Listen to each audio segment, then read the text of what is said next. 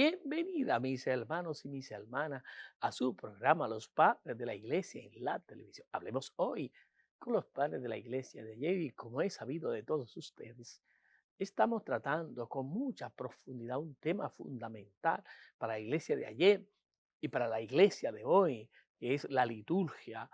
¿Cuál fue la importancia? ¿Cuál fue el rol que le asignaron los padres de la Iglesia a la liturgia y que ha sido un legado, una de los grandes tesoros que nos han hecho llegar los padres a cada uno de nosotros?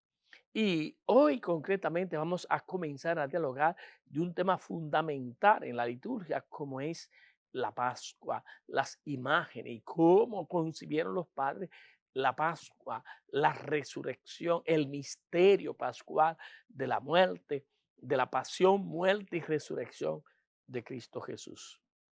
El misterio pascual encierra, en cierto sentido, todo el misterio cristiano. Misterio que se revela inagotable en su contenido a través de las múltiples perspectivas bajo los cuales podemos considerarlo, podemos analizarlo. Ya el Antiguo Testamento nos indica dimensiones en que hemos de concebir y formular en este misterio cristiano. Una de ellas es la Pascua propiamente dicha, que comprende cierto número de aspectos a través de los cuales se nos manifiesta el misterio de Cristo. El misterio pascual, por tanto, ya en el Antiguo Testamento expresaba el cumplimiento de las realidades pascuales. Y en este sentido, la Pascua no es figura de la fiesta litúrgica pascual, sino del misterio mismo de la redención y de su participación sacramental.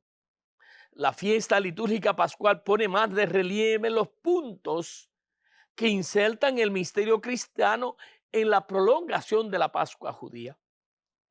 Analicemos la interpretación tipológica que la tradición patrística ha dado al acontecimiento del Éxodo, que es el evento pascual por excelencia. Podemos observar, los cristianos no fueron los primeros en interpretar espiritualmente la fiesta de la Pascua. En este sentido, la exégesis cristiana depende de la exégesis judía. Y Filón de Alejandría, por ejemplo, escribe, citamos, el mes de los ácimos, de los panes ácimos, es decir, el séptimo, él es el primero por el número, el orden y la dignidad según el ciclo solar. Por eso es el primero de los libros sagrados. Y así el equinoccio de primavera es figura e imagen del principio en que fue creado el mundo. Dios, para hacernos recordar anualmente la creación del mundo, hizo la primavera la estación en la que todo rebrota y florece. De ahí que no sea sin razón que se haya inscrito en la ley el primero, pues imagen del primer comienzo. En este pasaje, la primavera es considerada ya en el orden natural como una conmemoración anual de la creación. Y los padres de la iglesia recogerán esta idea y descubrirán en la primavera una de las figuras de la segunda creación operada por Cristo en su resurrección. Es la inauguración de la nueva creación, de la creación definitiva. Y es curioso que el primero en presentar la interpretación, esta interpretación es Hipólito de Roma. Y se refiere a la tradición judía, citamos. En primer lugar está escrito, este mes es el primero de los meses, porque es el mes de la Pascua, es el primero de los meses del año. Una doctrina secreta de los judíos dice que es el tiempo en que el pastor ordeña la blanca leche, la oveja recoge la dulce miel y fabrica el navegante se aventura en el mar.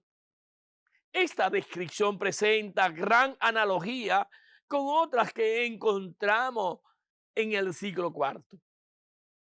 Pero bien pudiera no ser primitiva y depender de la sofística del entonces. Hipólito, por su parte, no se limita a esta interpretación naturalista. Sin rechazarla, prefiere la interpretación típica y profética, para la cual la primavera no es memorial de la creación, sino figura de la resurrección de Cristo Jesús.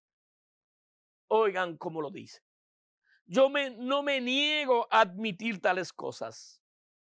Pienso, o mejor aún creo, en que solo en virtud de la Pascua espiritual, principio, cabeza y eje del tiempo total, este mes es el mes de la Pascua, mes en el que se consumó y celebró el gran misterio, a fin de que así como el Señor es el primogénito de todas las criaturas inteligibles e invisibles, desde el principio, así este mes, honrado por su santo sacrificio, sea el primero del año y el comienzo de todos los tiempos. En pocas palabras, hermanos y hermanas, Hipólito lo que está diciendo es que la Pascua de la resurrección del Señor ha inaugurado un nuevo tiempo, unas nuevas realidades,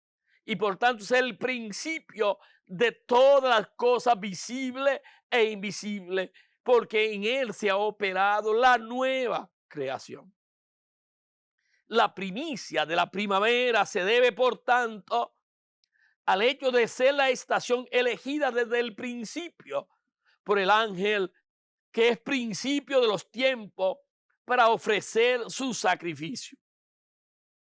Y Hipólito oponía la interpretación crística a la interpretación cósmica.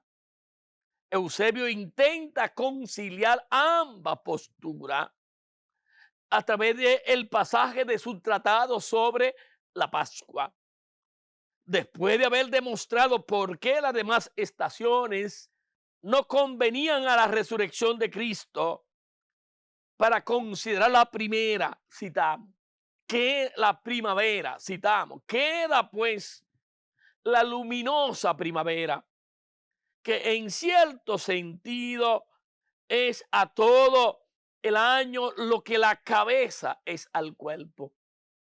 Entonces comienza el sol a recorrer la primera parte de su carrera y la luna en pleno resplandor transforma en días radiantes las tinieblas de la noche.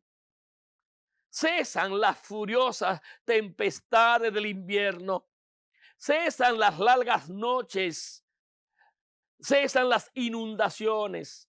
Ahora, en la novedad de una atmósfera luminosa, los navegantes encuentran el mar tranquilo, los campos con sus espigas repletas de granos y sus árboles cargados de fruto, adornados con dones de Dios, que concede a los labradores en la acción de gracia la recompensa de su trabajo.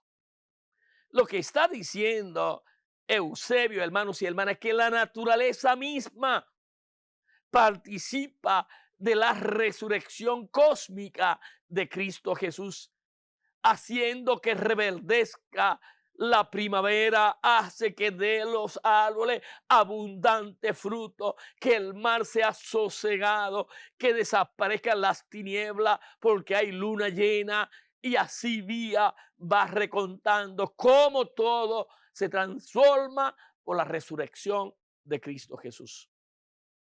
Pero la razón que ha hecho elegir la primavera como tiempo de la resurrección no es solo su hermosura, sino el hecho, y aquí Eusebio repite el tema de Filón de Alejandría, de ser el aniversario de la creación.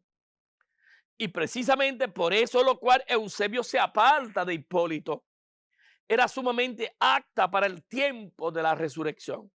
Citamos, es el tiempo, ese es el tiempo mismo en que tuvo lugar la primavera de la concepción del mundo, cuando la tierra se hizo fecunda y aparecieron los astros. También en ese tiempo el Salvador de todo el mundo celebró el misterio de su propia fiesta y como un gran astro apareció iluminar toda la tierra con los rayos de la religión, reproduciendo así el aniversario del cosmos. Vamos a seguir profundizando en este tema, hermanos y hermanas, en el siguiente segmento. No se separen de su televisor.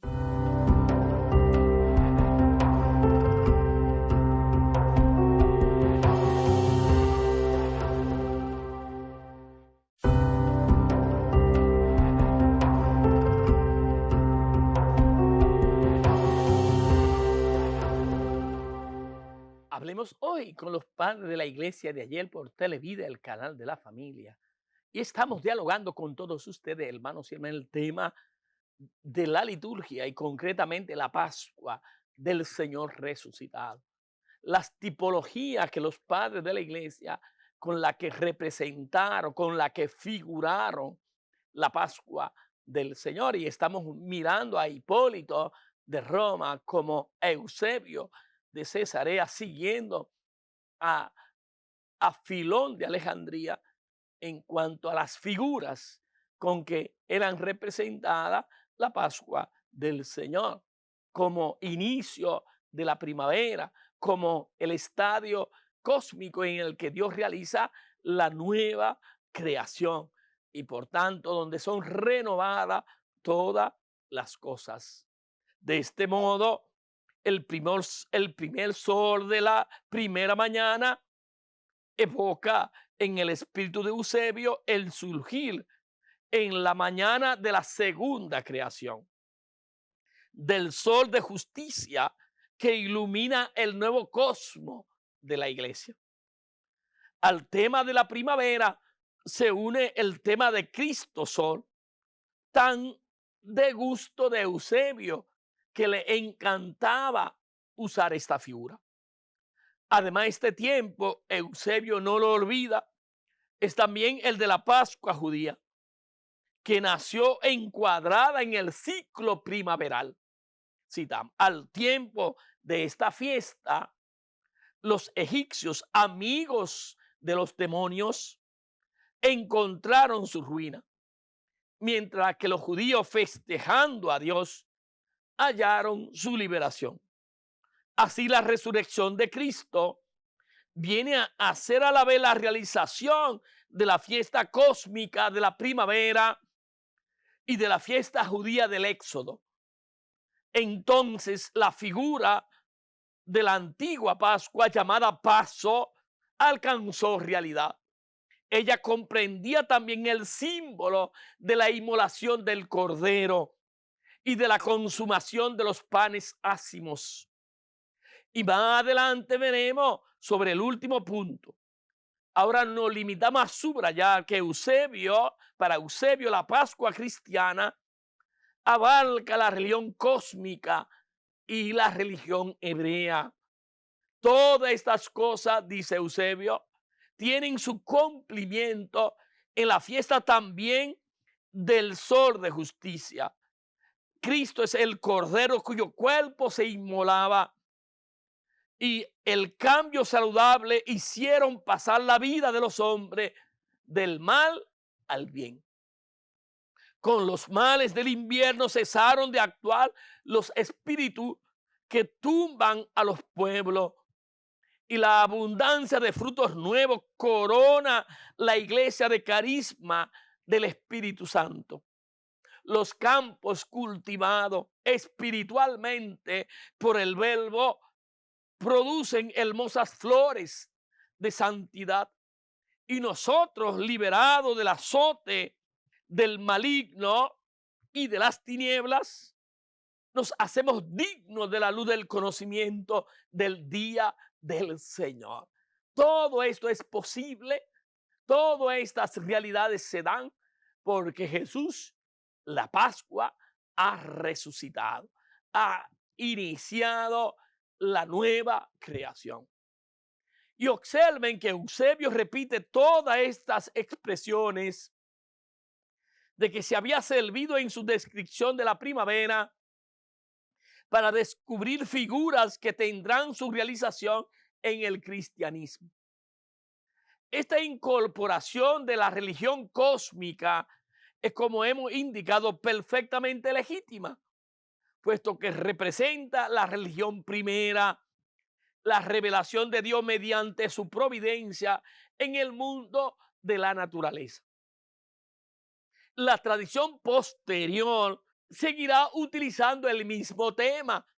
Gregorio de Nacianzo, que vivió en el siglo IV, en su sermón sobre la Pascua, comenta así el episodio del Éxodo, del capítulo 12. Citamos: el mes a que se alude es el primero, o mejor, el principio de los meses, pues porque lo fuera originalmente entre los hebreos, bien porque recibiera esa primacía en virtud del misterio cristiano. Gregorio participa de las dudas de Hipólito. Su descripción de la primavera no se encuentra en el sermón sobre la Pascua, sino en el de la octava de Pascua. La descripción de Gregorio es mucho más extensa que los de los autores anteriores. Y asimismo, la influencia de las descripciones literarias son más sensibles que aquellos. Citamos: todo ocurre, comienza diciendo Gregorio de Nacianzo, a la hermosura y a la alegría de la fiesta. La reina de las estaciones festeja a la reina de los días y le ofrece lo más bello y suave que tiene. El cielo es más transparente, el sol más alto y luminoso, el curso de la luna más brillante y el coro de los astros más puro. Las fuentes fluyen más límpidas, los ríos más abundantes, liberados de sus trabas del hielo. Los prados despiden aroma, las vegetaciones se muestran exuberantes, los corderos retozan en las verdes praderas. El navío sale del puerto a las velas desplegadas y los delfines lo acompañan saltando y soplando alegremente. El pastor y el boyero afinan sus instrumentos y entonan melodías. Todas estas descripciones hablan de la resurrección del Señor, que influencia, que transforma incluso la realidad cósmica, que de alguna manera la naturaleza participa del misterio pascual de Cristo, transformándose toda ella en realidades favorables a la vida humana. Y a pesar de una mayor brillantez en su desarrollo, los temas son los mismos: el sol, la luna, los astros, el navegante, el labrador. Se trata de una descripción cuyo canon había fijado la retórica y en la que cada uno se limita a pequeñas variaciones. Sin embargo, Gregorio de Nacianzo no ve precisamente la tradición de este último, en la que encontramos a Cirilo de Alejandría, del que poseemos homilías pascuales. En ella aparece con frecuencia la simbólica de la primavera. Por ejemplo, en la segunda homilía dice: han cesado las amenazas del invierno, soplan los vientos de primavera, los prados se cubren de flores, los árboles producen frutos. No sin razón nos prescribe la ley celebrar el mes de las primicias. La naturaleza humana debía rivalizar con los campos verdeantes y aparece, por así decirlo, adornada con flores de la piedad. Y Cirilo, a pesar, de establecer todo un paralelismo entre el invierno y el pecado, los vientos primaverales y el Espíritu Santo, el aroma de las flores y de las virtudes. En otro lugar, tras una nueva descripción de la primavera, continúa. Pero más maravilloso que todo esto, que es con las hierbas y las plantas, que revive la naturaleza que domina sobre cómo puebla la tierra. Me refiero al hombre. La estación primaveral nos atrae en efecto la resurrección del Salvador, en virtud de la cual son todos reformados en la novedad de vida, escapando a la corrupción extraña de la muerte. Hubiera sido realmente inconcebible que las especies vegetales recuperasen por la fuerza de Dios que vivifica todo su primera apariencia, y que aquel por cuya causa fue formada la creación vegetal quedase inanimada sin socorro alguno de lo alto. Hasta ahora nos hemos movido en el ámbito griego, en el cual fundamentalmente relacionan el paso del Mar Rojo y la celebración de la Pascua judía con la resurrección de Cristo Jesús, que realiza una nueva primavera, una nueva creación en la que participa todo el cosmos, que se ve transformado y transfigurado por el poder de la resurrección. Vamos a seguir profundizando en este tema, hermanos y hermanas, en los próximos programas. Que el Señor me le bendiga, me le colme de gracia y le llene de ternura.